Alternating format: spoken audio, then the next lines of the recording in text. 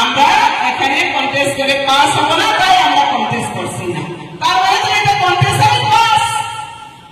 কেন হাততালি দিচ্ছিল তোমরা? জোর করে বসে আছে। কন্টেস্ট ছাড়া পাস। বক্সনগর আর ধনপুর কোন বিজেপি প্রতিপক্ষ হিসাবে বা বিরোধী দল হিসাবে চিহ্নই নাই। তাহলে আমরা চোখ বুঝে ঘুমে এখানে পাস হচ্ছে।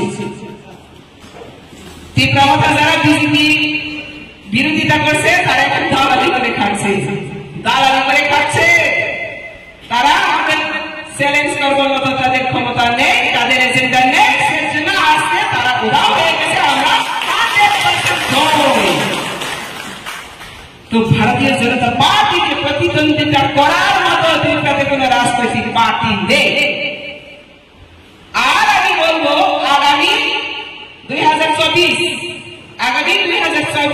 যে লোকসভা ইলেকশন, এই ইলেকশনেও বিজেপি এইভাবে পাস হবে। সংখ্যা গরিষ্ঠতা, ভোট গরিষ্ঠতা, দুইটা লোকসভা আমরা 100% আবার পাস করছি। সারা ভারতবর্ষে আবার বিজেপি গঠন করছে।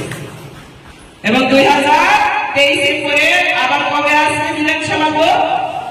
আসবে পরে এই অন্তিম মন্ডলের ঠিক বক্সনগরের মতো, ধনপুরের মতো এখানে বিরোধী পার্টি লড়াই করার জন্য কেউ সাহস থাকবে না। আবার আমরা বার্তা দিয়ে দিচ্ছি, কারণ যে দলের কোন ভিজন নেই, কোন মিশন নেই, এজেন্ডা নেই, দলের শৃঙ্খলা নেই, এই দল কখনো এক্সিস্টিং থাকতে পারে না। ও সবাই দল সবে চলে গেছে, আর থাকবে না। সেজন্য মোদী নেতৃত্বাধীন ভারত সরকার এখন শুধু ভারতেই নয়, সারা দিচ্ছে মোদীকে এখন জয়ধ্বনি দিচ্ছে সবাই।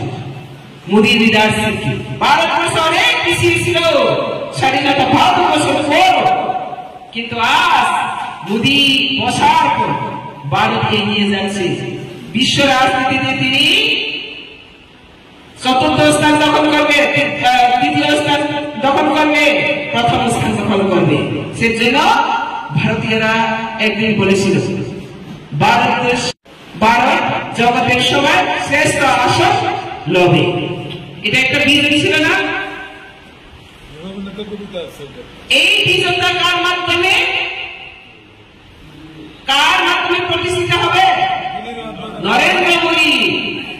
ভারতবাসীর স্বপ্ন দেখেছিল জগতের সবার শ্রেষ্ঠ আসন লওয়া, কিন্তু এই যে স্বপ্ন, এই যে গান, এটা কবেকার গান? অনেক বছরের গান। এই স্বপ্নটা এখন বাস্তবায়ন হতে চলছে।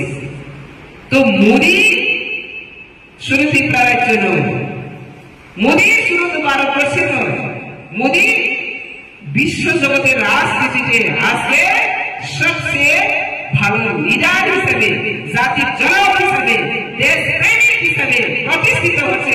সেজন্য আমরা